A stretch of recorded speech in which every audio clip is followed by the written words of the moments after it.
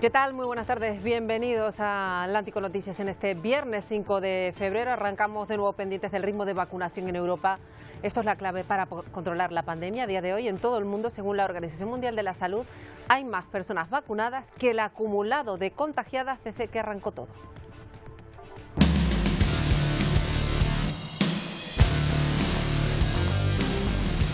Según un estudio, unos 107 millones de personas ya están vacunadas frente a los 104 de contagiadas. Además, aún está pendiente saber en qué medida estas vacunas son eficaces contra las nuevas variantes. Otra razón más para aumentar el ritmo de vacunación, muy desigual alrededor del planeta.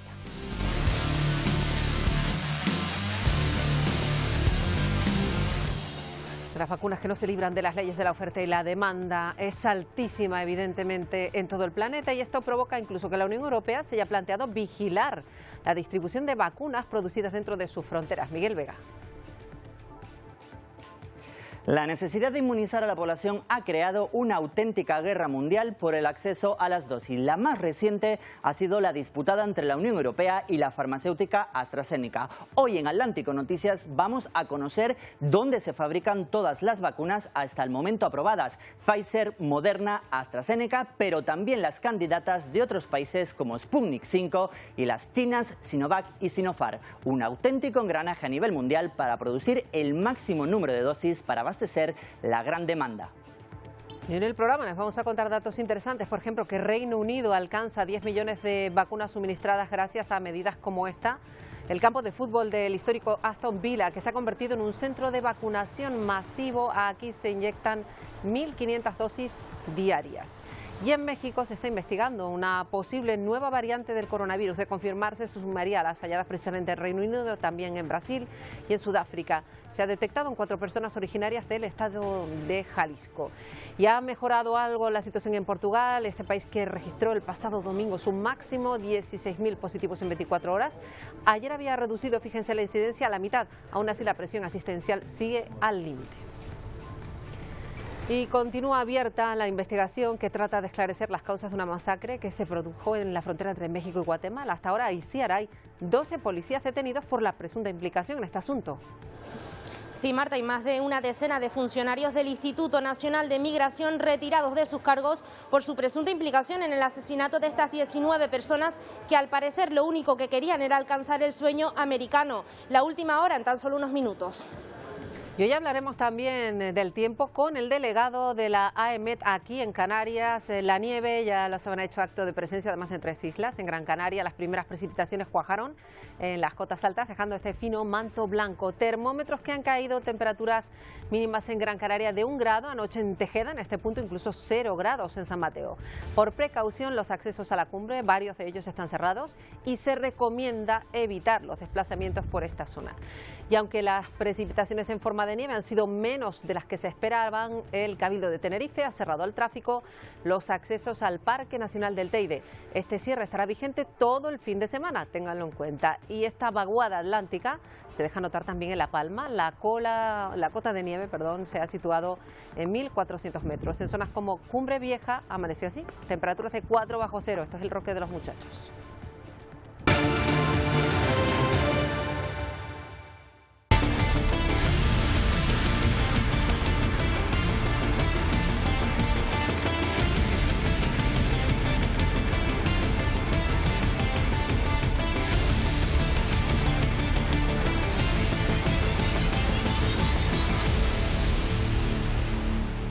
Bueno, hoy escogemos para comenzar un dato significativo que nos da esperanza. El número de vacunas administradas hasta el momento ya es mayor que el de contagios contabilizados. Según la Universidad Johns Hopkins, 104 millones y medio de personas se han infectado de coronavirus en los 192 países y territorios que han confirmado esos contagios. Y la Universidad de Oxford, hasta este jueves, ha estimado que más de 107 millones de personas han sido vacunadas con algunas de las vacunas desarrolladas para combatir la COVID.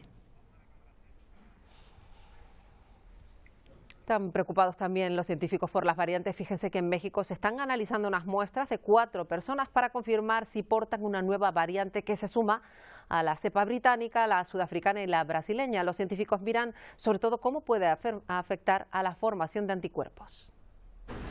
Autoridades y científicos mexicanos investigan una posible nueva variante del coronavirus causante de la COVID-19.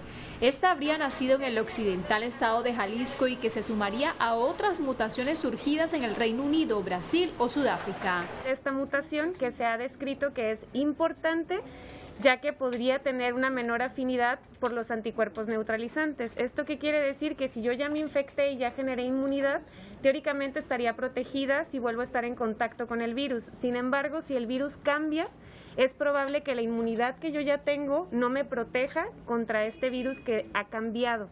La mutación fue hallada en una región de la proteína S del virus que lo une al receptor humano y es el encargado de activar el sistema inmunitario en las personas. Y esta mutación pues ha tenido una relevancia importante porque se ha visto que disminuye aproximadamente de 4 a 10 veces la afinidad con los anticuerpos. Esto representaría un problema con los pacientes ya recuperados que podrían sufrir un recontagio o en quienes sean vacunados en los próximos meses. Sin embargo, el especialista precisó que es apresurado decir que esta variación incidiría en la efectividad de las vacunas, pues es necesario realizar estudios clínicos más a profundidad. Precisamente por la preocupación ante las nuevas variantes de la COVID-19, las vacunas comienzan a probarse para tratar de mostrar su efectividad, todo ante una auténtica guerra mundial para conseguir el mayor número de dosis. Por el momento, las farmacéuticas no consiguen suministrar la cantidad que están pidiendo todos los países. Miguel. La producción y el envío semanal de vacunas supone un importante desafío para las farmacéuticas. La Unión Europea ha firmado acuerdos con las candidatas más avanzadas para garantizar el suministro nada más ser aprobadas. Por el momento, 3 son las vacunas aprobadas: Pfizer, Moderna y AstraZeneca. Estas empresas cuentan con varias fábricas trabajando a alto rendimiento. Pfizer en Estados Unidos, en Francia, Bélgica y Alemania. Moderna en Estados Unidos, Italia y en España. AstraZeneca en Argentina, Reino Unido, Holanda y Bélgica. Y la compañía acaba de cerrar un acuerdo con China para comenzar la fabricación en el país. Todo ello tras un desencuentro con la Unión Europea. Esta firmó un preacuerdo con la empresa en el que se recogía que esta enviaría las vacunas desde sus 4 fábricas europeas. En los contratos se enumeran 4 fábricas y no diferencia entre el Reino Unido y Europa. Las fábricas del Reino Unido son parte de nuestro acuerdo de compra avanzada y es por eso que se tienen que entregar las dosis. Estas son las vacunas aprobadas en el continente europeo y fuera de nuestra frontera varios países inmunizan a su población con Sputnik 5 fabricada en Rusia o Sinovac y Sinopharm en China. Y por último, la vacuna estadounidense Novavax, que empezará a producirse en Canadá tras ser aprobada por su Agencia del Medicamento Nacional. La próxima que podría recibir la autorización en Estados Unidos es la vacuna de la farmacéutica Johnson & Johnson. Janssen cuenta con un 66% de eficacia y podría dar el impulso a la administración de Biden para conseguir vacunar a 100 millones de personas en las próximas semanas. Esta vacuna solo requiere una dosis para aportar inmunidad. Reino Unido, a la cabeza de Europa en vacunación, se plantea ahora administrar la primera dosis de Pfizer y la segunda de AstraZeneca. Puede ser una ventaja en el ámbito local y también en el ámbito nacional. Si hubo un problema de suministro de vacunas a una región o incluso en el país, sería beneficioso poder decir, no importa, podemos administrar otra vacuna en su lugar. Para evitar el desabastecimiento, Alemania ha comenzado a negociar al margen de la Unión Europea. Se plantea autorizar la vacuna rusa Sputnik 5. Por supuesto que lo aceptaré, ¿por qué no? No hay razón para no hacerlo, honestamente, tan pronto como sea posible. Claro, porque los resultados del estudio a largo plazo ahora están publicados y son transparentes. España administrará la vacuna de AstraZeneca al personal sanitario de más de 50 años que no esté en primera línea. Llegarán las primeras dosis este fin de semana. Bueno, y fíjense que en Reino Unido ya se ha inyectado vacunas a más de 10 millones de personas y esto es el 15% de su población. El programa incluye iniciativas como esta que van a ver. En el campo de fútbol del Aston Villa, en la ciudad de Birmingham, el recinto deportivo se ha convertido en ese centro de vacunación que administra 1.500 dosis al día. La directiva del histórico club ha mostrado su orgullo por ceder sus instalaciones para esto. Hay voces que solicitan este tipo de medidas, por ejemplo, en países como España. Vamos a otro país con un gran ritmo de vacunación, Israel. Su gobierno ha ampliado el confinamiento pese a todo hasta este domingo y espera que las dos medidas simultáneas consigan reducir el ritmo de contagios que había aumentado. El presidente israelí Benjamín Netanyahu asegura que ha habido una disminución de hasta el 26% en cuanto a ingresos de casos graves en el hospital. La tasa de mayores de 60 años contagiados se ha reducido a la mitad por la vacuna, dicen. Israel comenzó su programa el 19 de diciembre y alcanza ya el 35% de sus 9 millones de habitantes. Y Cuba, que ya ha comenzado a inmunizar a la población con su propia vacuna nacional, Abdalá se llama, está en pleno repunte de contagios pese a todo. En las últimas 24 horas ha notificado más de 1000 nuevos positivos. La ciudad más afectada es la capital, La Habana, por eso el gobierno ha decretado toque de queda a partir de hoy. La medida se suma al cierre de restaurantes y de locales de ocio desde mediados de enero. Las autoridades atribuyen la situación al incumplimiento de las medidas por parte de los pasajeros que han llegado a ese país. Y ya les hemos contado que preocupa especialmente en el contexto europeo la situación de Portugal.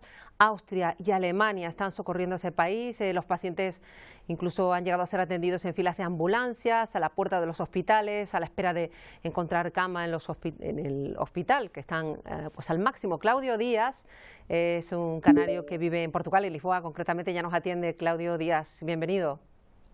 Buenas tardes. Trabaja allí como médico veterinario. Queremos hablar con él de la situación de la COVID en el país. Ya contábamos que se ha suavizado un tanto, pero todavía sigue en situación preocupante, ¿verdad? Sí, todavía sigue, sí. De hecho, se hablan en que en una semana hubo una reducción del número de infectados de más de la mitad. Y bueno, son siempre buenas noticias, aunque todavía no. En fin, hay que seguir luchando, ¿no? Efectivamente, y sobre todo ahora que tiene que enfrentarse la población a unas medidas durísimas. ¿Cómo está siendo el confinamiento? ¿Qué es lo que tienen que cumplir a día de hoy los ciudadanos de Portugal, Claudio? Pues mira, básicamente las medidas de confinamiento que se implementaron de esta última vez pues son muy parecidas a las que han tomado, las medidas que han tomado el resto de los países, con una especial dureza sobre todo en lo que es la obligatoriedad de recogimiento domiciliario, o sea, tenernos el famoso toque de queda, que se anticipó, o sea, a partir de las 8 supuestamente ya de la tarde ya no se puede circular o al menos que tengas alguna autorización o por motivos de trabajo, en fin. Los fines de semana, pues antiguamente hasta la 1 de la tarde, ahora ya es todo el día, restaurantes, terrazas, cafés, todo cerrado, solo pueden funcionar en régimen de takeaway, obligatoriedad de salir, si salimos a la calle por cuestiones de lo que llaman el paseo higiénico diario o para pasear a los perros, a los animales, obligatorio el uso de máscara. Claro. Pero sobre todo eso es cerrarse en casa. Las empresas están obligadas siempre que puedan a exigir el teletrabajo a sus empleados. Yo en mi caso no lo puedo hacer porque como médico veterinario siempre será presencial, pero bueno, tomamos las medidas más adecuadas para evitar contagiarnos, intentar protegernos. Imaginamos que para la población de Portugal será todo esto un shock, aunque todo ha ido increciendo, digamos, pero es verdad que durante la primera ola se convirtieron en ejemplo para Europa por el escaso número de casos que ha podido pasar para que esto pues se haya revertido justo al contrario. Cierto. Yo creo que en parte el hecho de ser ejemplo en esa altura nos dio mucho exceso de confianza. Claro. Y de hecho se notó que la gente pues como que no se preocupaba mucho a la hora después de cuando implementaban medidas, bueno, ya una vez salió bien y eso es peligroso porque en el fondo se vio, por ejemplo, ahora en la Navidad, o sea, el gobierno había determinado una serie de medidas para lo que sería la Nochebuena y la Nochevieja. Claro. Y fue lo que fue. O sea, los números de casos empezaron a aumentar de una forma que nunca habíamos vivido aquí, y yo creo que la gente fue aquí en esta segunda vaga que empezó un poco a concienciarse y a entrar un poco a tener más sensibilidad con respecto a lo que realmente estaba pasando. Pues esperemos que la próxima vez que hablemos sea para contar que todo ha mejorado en el país vecino, en Portugal, donde poco a poco empiezan a ver un poco algo de mejoría en estos datos tan preocupantes. Claudio Díaz, gracias por atendernos. A ustedes. Bueno, preocupa mucho la situación en Portugal y lo contrario ocurre en Australia, hacia donde miramos, porque nos da mucha esperanza comprobar cómo han logrado estar en una situación muy parecida a la antigua normalidad. Nos vamos hasta Australia, hasta Queensland. Ahí está Marcos Miranda. Hace unas semanas Marcos nos daba ánimos a los canarios, a los europeos, así que queremos hablar con él de nuevo. Marcos Miranda, buenas tardes de nuevo desde Canarias. Hola Marta, ¿qué tal? Encantado de estar otra vez con ustedes. Sobre todo porque ahora sí que todo el mundo mira a Australia como ejemplo. ¿Son conscientes de ello ahí en ese país? Sí, la verdad que sí. Desde el coronavirus empezó en Australia, en el estado en el que yo vivo, nada más que han fallecido 6 personas. Y en total en Australia, 909 personas. Es un dato que no agrada para nada, pero comparado con el resto del mundo, pues la verdad que es bastante bueno. Claro, efectivamente, porque son 900 en todo el tiempo de pandemia y fíjate que en Reino Unido diariamente casi estamos hablando de 1000 muertos diarios, con lo cual pues no hay más que dar ese dato para imaginarnos la diferencia de situación, en tanto en cuanto también ha habido una forma de gestionar la crisis completamente diferente. Ya lo comentábamos, Marco, fueron muy estrictos y por eso ha salido todo tan bien, ¿no? Sí, exacto, han sido bastante estrictos desde que todo empezó.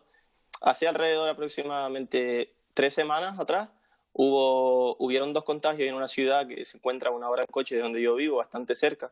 La ciudad se llama Brisbane. Y desde que esas personas se supieron contactadas, pues hicieron un lockdown de un fin de semana, 3 días completamente, que gracias a eso volvió otra vez a estar toda la normalidad. Claro, y eso es lo que ha ocurrido, por ejemplo, ahora que el mundo miraba también a lo que ocurría en el Open de Australia, pues ver a toda esa gente reunida. Ese es el día a día que tú te encuentras en tu zona de trabajo, la gente va sin mascarilla, se puede reunir en restaurantes. Cuéntanos, para darnos un poco de envidia. Sí, la verdad que desde que empezó el coronavirus no hemos usado ningún tipo de mascarilla, al menos en el estado en el que yo vivo. Ha sido un poco opcional, si tú realmente quieres utilizarla por tu propio bien, pues obviamente es bueno utilizarla porque no te contagias a ti, sino también evitas a otras personas. Pero en mi caso nunca he usado mascarilla, gracias a Dios, y espero no usarla. Claro, efectivamente, no usan mascarillas, eso sí, se recomienda, pero a día de hoy no se están registrando contagios. Se ha dado el caso también, tú decías, de lo que ocurría en Brisbane, también en Perth fue noticia que por un solo caso se haya llegado a confinar a 2 millones de personas, para que nos hagamos otra idea de cómo se trabaja en la estrategia de COVID-0, ¿no? Exacto, hubo un contagio, la verdad que fue de un trabajador de un hotel que dio positivo en el test y entonces propagó un poco el coronavirus, con lo que decidieron prácticamente todo el estado está en cuarentena. Me parece que fue hasta ayer acabó la cuarentena ya y la verdad que lo superaron bien. Bueno, pues le felicitamos a Marcos Miranda, que vive en la antigua normalidad y que, bueno, por lo menos nos da de nuevo algo de esperanza a los europeos que estamos sumidos en la tercera ola tan preocupante. Gracias por atendernos un día más. No, gracias a ustedes por contactar conmigo. Chao. Bueno, es lo que nos ha contado Marcos Miranda desde Australia, ese país privilegiado con 0 contagios, con apenas uno que enseguida se controla y se localiza. Fíjense que las cifras de la pandemia son sobrecogedoras por contra en Estados Unidos. Solo ayer murieron 5.282 personas en ese país. El estado de Nueva York es el más golpeado. Desde allí Celia Mendoza, de Voz de América, nos da los datos del reinicio de la vacunación. Hoy el alcalde de Nueva York, Bill de Blasio, una vez más le pidió al Estado que entregue completamente las segundas dosis reservadas de la vacuna de coronavirus para el uso de la primera dosis a otros de los pacientes, esta vez escribiendo una carta para hacer la solicitud formalmente, ya que afirma que el suministro limitado continúa siendo un obstáculo para la campaña de vacunación aquí en la ciudad. A partir de este jueves, la ciudad tenía menos de 141.000 primeras dosis disponibles y probablemente las autoridades sanitarias procesarán rápidamente estas dosis. Según los funcionarios, están trabajando para reprogramar las citas que fueron canceladas debido a la tormenta de invierno. Los 5 condados tienen más de 321.000 segundas dosis reservadas a la mano en este momento, que no se pueden usar para inocular a las personas que aún no han recibido su primera dosis. El alcalde quiere usarlos para reforzar temporalmente el suministro de la primera dosis, mientras mientras la ciudad espera nuevos envíos del gobierno federal.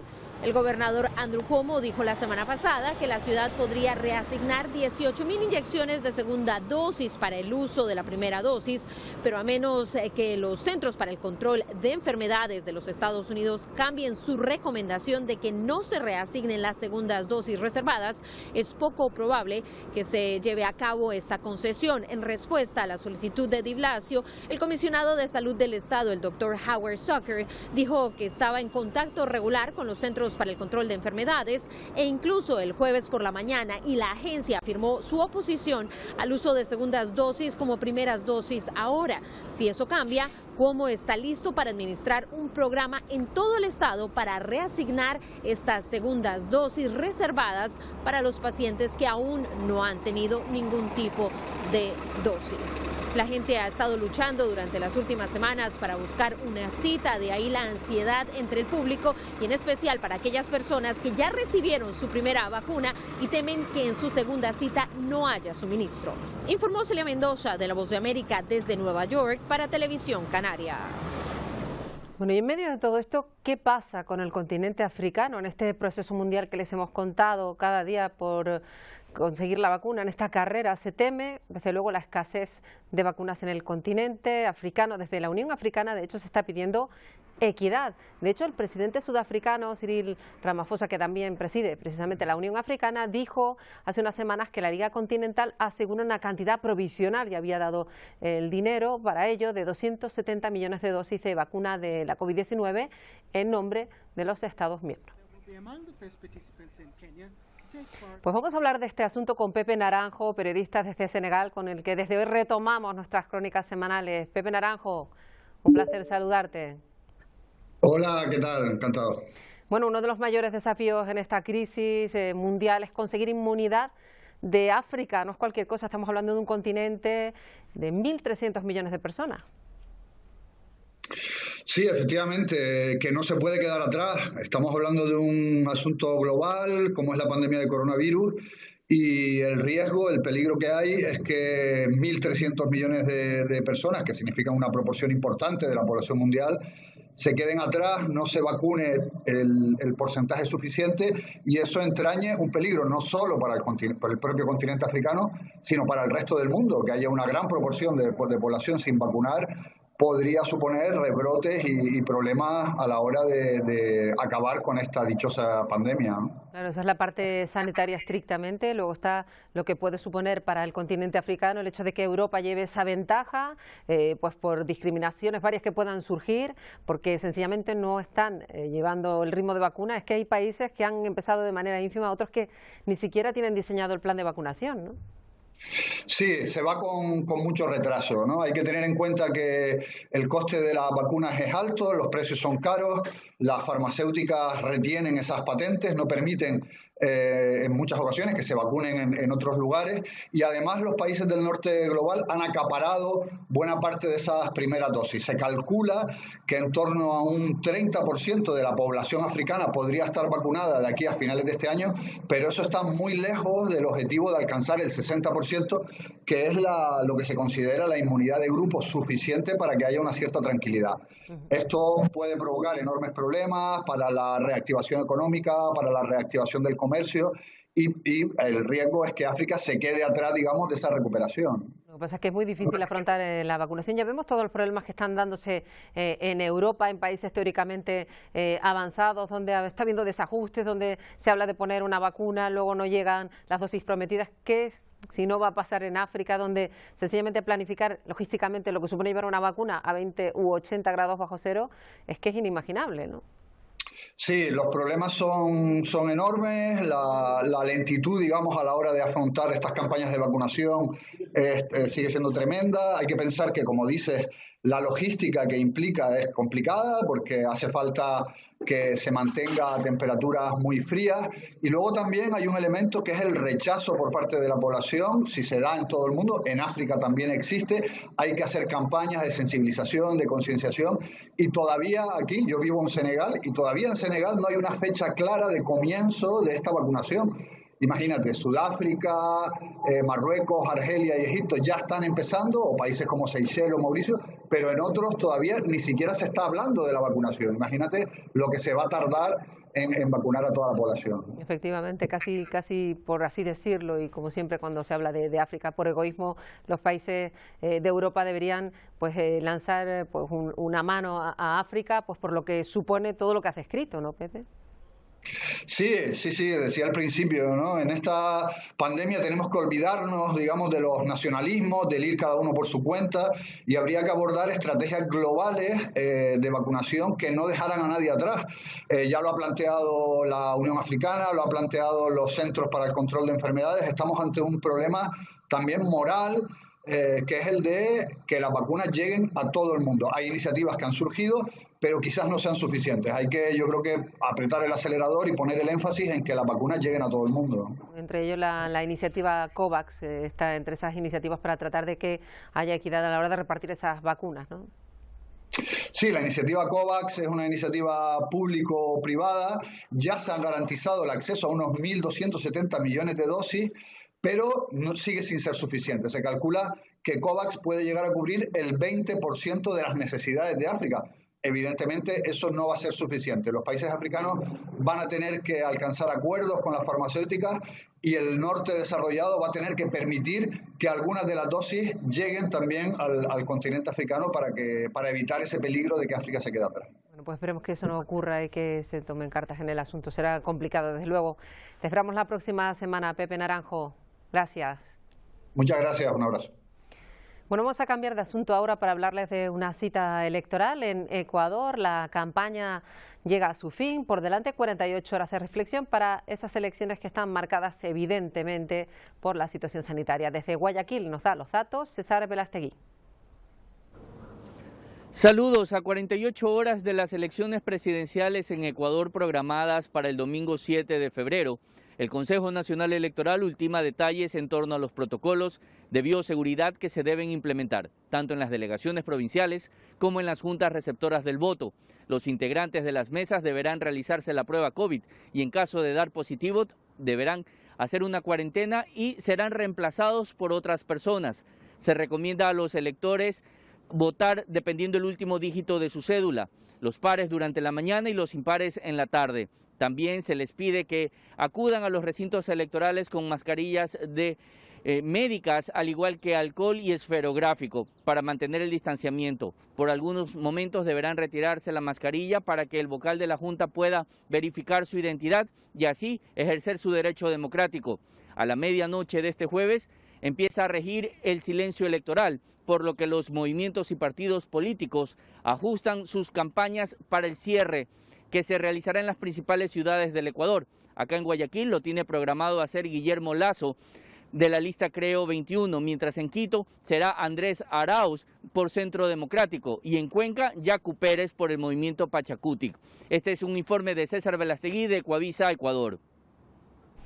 Y continúa abierta la investigación que trata de aclarar las causas de una auténtica masacre que se ha producido en la frontera entre México y Guatemala. Hasta ahora, Isiar, hay detenidos policías porque podrían estar implicados en estos hechos. Cuéntanos.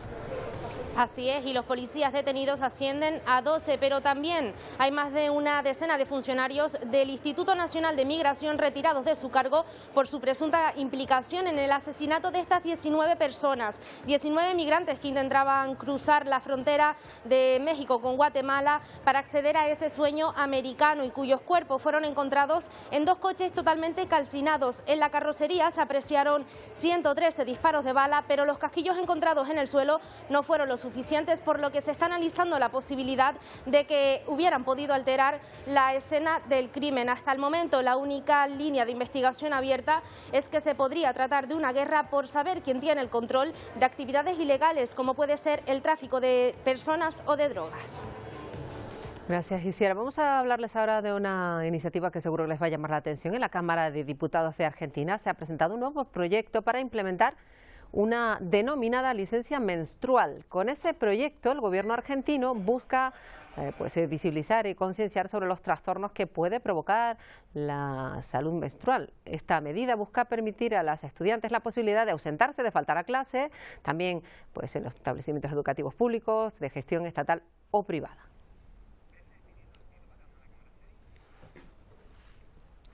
Bueno, desde Chile nos ha llegado esta imagen. Miles de peces, ahí los ven, encontrados muertos en esa playa de Horcones en la región de Biobío. Aunque ya se ha iniciado una investigación para saber qué es lo que ocurrió, que ha provocado este desastre, según los expertos, todo puede obedecer sencillamente a cambios en la temperatura y en la calidad del agua. Y este es otro fenómeno más común, tuvo lugar en las playas argentinas de Mar de la Plata, una inusual espuma que cubrió la orilla y estuvo durante horas. Los niños disfrutaron jugando con esa espuma. Dicen los expertos que no tiene ningún riesgo para la salud. Según el Instituto Nacional de Investigación y Desarrollo Pesquero, el movimiento de las olas y la batería orgánica provocan esta espuma marina que hemos visto en algunas ocasiones en el norte de España. Y ahí ven, más fenómenos que produce la naturaleza. A varios miles de kilómetros más al norte, en Estados Unidos, estas grandes esferas de hielo se formaban a la orilla del lago Michigan. Ocurre cuando las olas rompen las capas de hielo que se forman por las bajas temperaturas. Luego las olas arrastran los trozos de hielo y al hacerlos rodar, se forman estas curiosas esferas. En La Paz, en Bolivia, la fuerte lluvia está dejando muchísimos daños, desbordamiento de ríos que ha provocado que muchísimas familias se hayan visto obligadas a abandonar sus casas. Los cultivos están prácticamente arrasados y lo peor es que está previsto que siga lloviendo.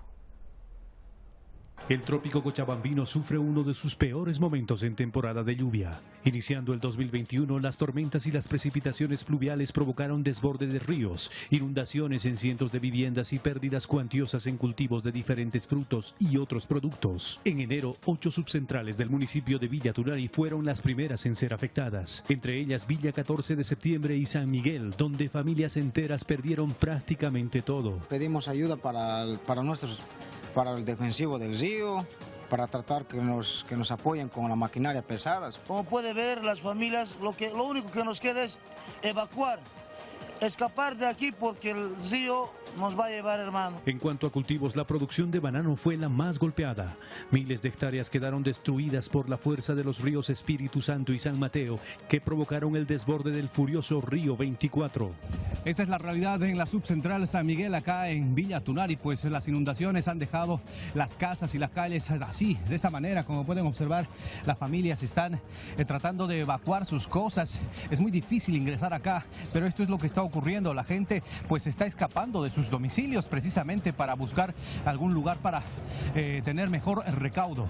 Mientras las autoridades e instituciones tratan de paliar las cuantiosas pérdidas y mitigar el rebalse de ríos, las inundaciones continúan. Los reportes del Senami dan cuenta de alertas rojas y naranjas prácticamente todas las semanas y sus pronósticos apuntan a más lluvias. Seguimos con el tiempo, pero aquí, en Canarias, porque el paso de una vaguada por el archipiélago está dejando lluvia, también temperaturas muy bajitas, y ha provocado estas estampas que vamos a ver. Por ejemplo, empezamos en las cumbres de Gran Canaria, ese manto blanco que salpica todo ese paisaje. En zonas como la Cruz de Tejeda, la Vega de San Mateo anoche tuvieron incluso temperaturas bajo cero. Y hoy esperamos que sea uno de los días más fríos de los últimos años en todo el archipiélago. Esto es La Palma, las cumbres, las zonas como el Roque de los Muchachos tienen esta imagen completamente cubiertas de nieve. En el refugio del Pilar o en el Pico Virigollo, donde no es común ver nevar, también se ha cubierto de blanco.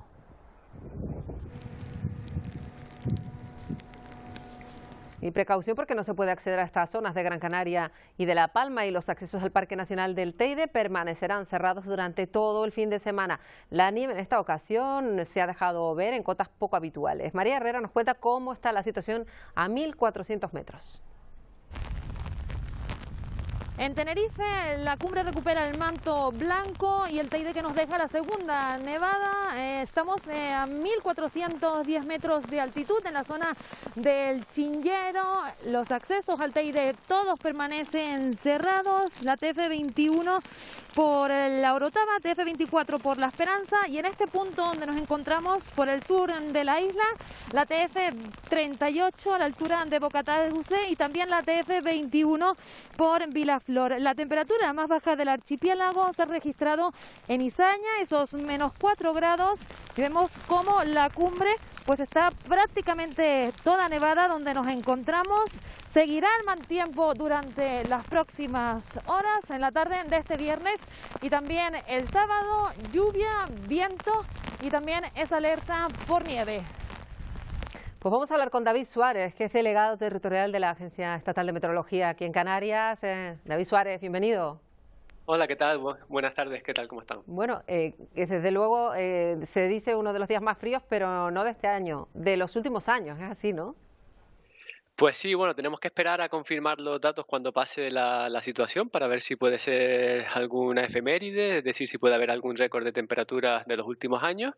Y bueno, ahora básicamente pues centrarnos en el análisis, en la vigilancia de toda la situación y ya cuando pase pues tocará tanto el estudio como definir si ha habido alguna efeméride. Efectivamente, no es nada que no sea habitual eso de que nieve en invierno en Canarias, pero bueno, siempre nos llama tantísimo la atención a los canarios. Esto se ha debido a una vaguada atlántica, ¿no?